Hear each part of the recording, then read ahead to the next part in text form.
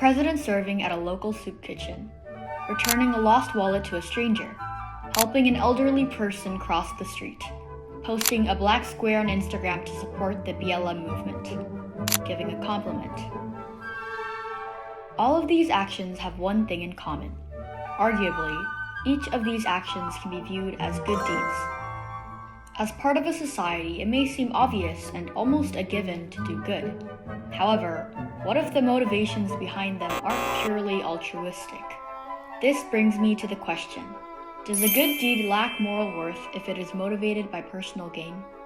While it may depend on each person and each scenario whether these actions truly are motivated by personal gain, throughout the video, just imagine it from the view of psychological egoism, which claims that each person has but one ultimate aim, their own welfare. Those who hold this view believe that all human actions, even those seemingly altruistic, are ultimately motivated by self-interest, either directly or indirectly. Or just imagine those in the examples given are doing these good deeds purely for personal gain, whether it be making themselves feel better by doing something they view as nice, or doing it to build their reputation in front of a group of people. To answer this question, I'll be using two different philosophical views. Kantian deontology would say good deed would lack moral worth if it is motivated by personal gain. This is because, for an action to be truly moral, it must be done from duty, out of respect for the moral law, not for the self-interest or personal gain. This is a reference to the second formulation of his categorical imperative, which says, "So act that you use humanity in your own person as well as in the person of any other, always at the same time as an end, never merely as a means." So if you helped an elderly person cross the road because you wanted to impress someone that was watching, then according to Kantian deontology, that good deed would lack moral worth as you used them as a means to an end.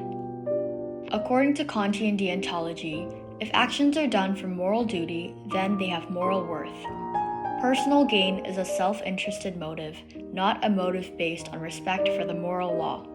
So, good deed motivated by personal gain lacks genuine moral worth.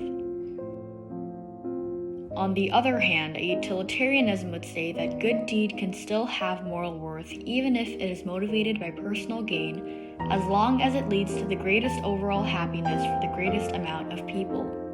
It implies that motivation doesn't matter as much as the outcome of the action. So if you helped an elderly cross the road, even if it's just to impress someone watching, it would still have moral worth as you caused the greatest amount of happiness for that elderly. According to utilitarianism, the moral worth of an action is determined by its consequences, which would be the amount of happiness or well-being it produces. Good deed, even if motivated by personal gain, can produce positive consequences for others. So, good deed motivated by personal gain can still have moral worth if it maximizes overall happiness. There's an interesting clip from Friends that can apply in this scenario. Hi, Phoebes. I just wanted to do a good deed, like you did with the babies. This isn't a good deed. You just want to get on TV. This is totally selfish. Whoa, whoa, whoa. What about you having those babies for your brother? Talk about selfish. What are you talking about? Well, yeah, it was a really nice thing and all, but it made you feel really good, right? Yeah, so? Well, it made you feel good, so that makes it selfish. Look, there's no unselfish good deeds, sorry.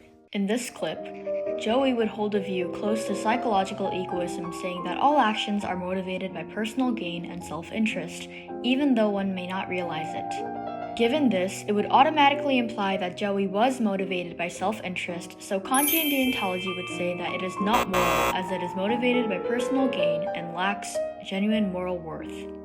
On the other hand, a utilitarianism would say that it can still have moral worth even if it is motivated by its indirect personal gain, as it leads to the greatest overall happiness.